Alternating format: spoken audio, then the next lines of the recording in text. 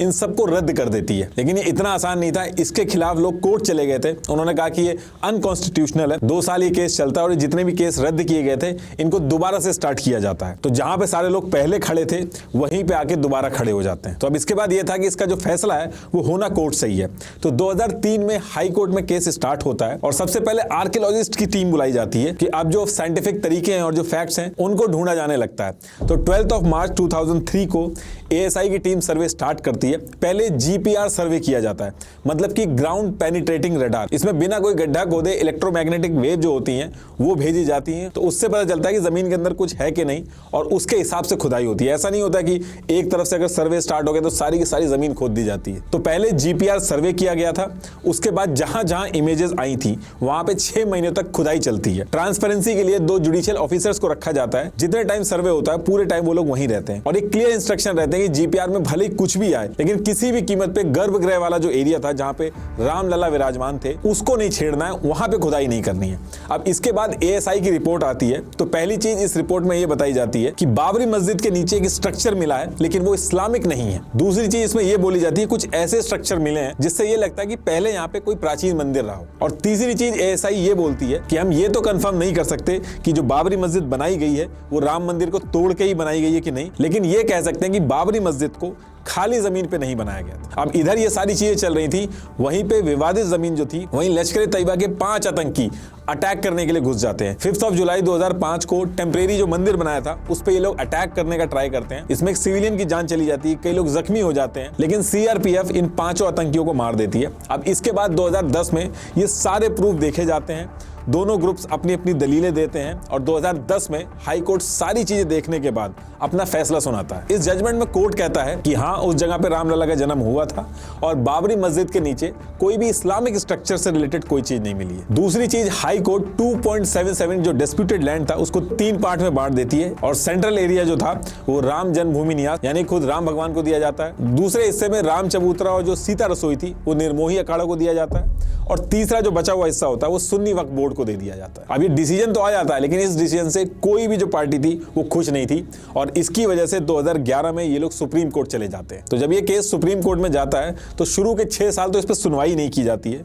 फिर अगस्त 2017 में supreme court में सुनवाई स्टार्ट होती है जिसको ये 5 जज देखते हैं। सबसे पहली चीज, सुप्रीम कोर्ट ये कहता है कि ये जो हाई कोर्ट का फैसला ये सही नहीं है तो वो इस पे स्टे लगा देता है और फिर सुप्रीम कोर्ट सारी चीजें देख के अपना फैसला सुनाता है। सुप्रीम कोर्ट का फैसला 4 चीजों पे बेस्ड था। पहला, ASI की रिपोर्ट। सुप्रीम कोर्ट ने ASI की रिपोर्ट मानी जिसमें यह निकल के आया था कि मस्जिद से पहले वहां पे नॉन इस्लामिक ढांचा था। तो इससे सुन्नी वक्फ बोर्ड का जो मेन क्लेम था कि मस्जिद खाली जमीन पे बनाई गई थी वो वीक हो गया था। दूसरा था इंग्लिश ट्रैवलर्स, जो शुरू में हमने डिस्कस किए थे कि अंग्रेज आए थे तो उन्होंने ट्रैवल नोट्स बनाए थे जो कि कोर्ट के अंदर एक रिटन प्रूफ की तरह उन्होंने काम किया जिसमें किस तरीके से पूजा होती थी, राम के बारे में क्या क्या बात हुई थी, वो सारी चीजें थी। तीसरा था एडवर्स पोजेशन।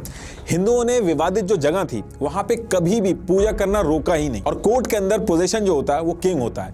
अगर मिट्टी भी पड़ी थी तो मिट्टी के ऊपर भी पुजारियों ने पूजा की लेकिन पूजा को रोका नहीं। और वहीं दूसरी तरफ मुस्लिम जो थे वो ईयर 1934 हो या फिर 1949 के बाद से वो वहां पे नमाज पढ़ने गई नहीं। चौथी चीज थी क्रॉस एग्जामिनेशन ऑफ विटनेसेस। जैसे कोर्ट के जजमेंट के पेज नंबर 1029 पे भी पढ़ना आप, उसमें जज विटनेस परमहंस राज से कहते हैं कि आपको ये नहीं लगता कि जो सेंटर एरिया जहां पे आप कह रहे हो कि रामलला का जन्म हुआ है तो ऐसा नहीं हो सकता कि क्या पता कुछ हाथ साइड में यानी कि लेफ्ट में या फिर कुछ हाथ राइट में वहां पे जन्म हुआ हो। तो वो कहते हैं कि एक उंगली भी इधर उधर नहीं।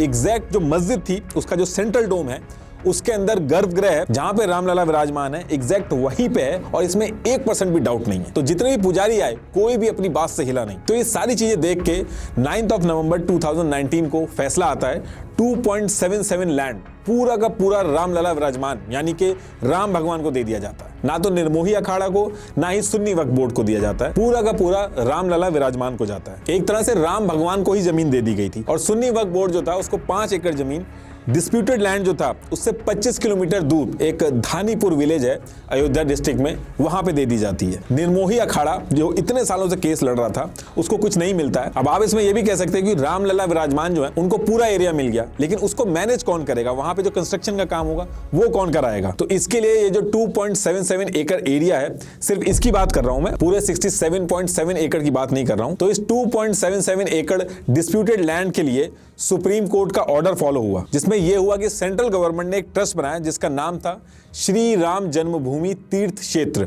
इसको 15 मेंबर मैनेज करेंगे, लेकिन सुप्रीम कोर्ट ने कहा था कि इस ट्रस्ट में एक मेंबर निर्मोही अखाड़ा का भी रखना होगा। तो इन 15 लोगों में एक निर्मोही अखाड़ा के मेंबर थे, बाकी के जो लोग थे वो स्पिरिचुअल लीडर, गवर्नमेंट के जो अपॉइंटीज होते हैं, ये सब थे। तो अभी राम मंदिर का जितना भी काम देखा जा रहा है वो सारा का सारा श्री राम जन्मभूमि तीर्थ क्षेत्र जो है वो करवा रहा है। और ये जो बाकी का ये जो ग्रीन एरिया है, इसके डेवलपमेंट के लिए सेंट्रल गवर्नमेंट का प्लान है, इसको धार्मिक स्थल की तरह डेवलप किया जाएगा। जैसे वैष्णो देवी में श्रद्धालु आते हैं, उनको फैसिलिटेट किया जाता है, ठीक वैसे ही किया जाएगा। अच्छा, इस सुप्रीम कोर्ट के जजमेंट में एक चीज और हुई थी। तो जब ऐसे जजमेंट दिए जाते हैं तो उसमें हमेशा एक ऑथर होता है, यानी कि जिसने सारे जजेस के एस्पेक्ट्स और ओपिनियन को ध्यान में रखते हुए जजमेंट लिखाया है। लेकिन राम मंदिर जजमेंट में ऑथर का नाम कभी डिस्क्लोज ही नहीं किया गया। अगर आप जजमेंट के आखिरी में देखोगे, एक एडेंडम है जिसका फॉन्ट भी अलग है, जिसमें 5 में से एक जज ने मेजॉरिटी डिसीजन को मानते हुए अपनी एकदम अलग रीजनिंग दी है, जिसे लीगल भाषा में कॉन्करिंग जजमेंट बोलते हैं। और उसमें यह लिखा है कि डिस्प्यूटेड स्ट्रक्चर भगवान राम मंदिर का है हिंदू बिलीफ्स के हिसाब से। अभी करंट की बात करें तो 5 अगस्त 2020 को प्राइम मिनिस्टर नरेंद्र मोदी जी ने फाउंडेशन स्टोन और भूमि पूजन करवाया था, और अब 2024 में यानी कि इसी 22 जनवरी को यहाँ पे रामलला विराजमान होंगे। फिलहाल अभी टोटल 3 फ्लोर में से ग्राउंड फ्लोर रेडी हुआ है, बाकी सेकंड फ्लोर जो है और जो थर्ड फ्लोर है अभी उस पर काम चल रहा है। कहा जा रहा है कि जो पूरा मंदिर है वो दिसंबर 2024 में पूरा हो जाए।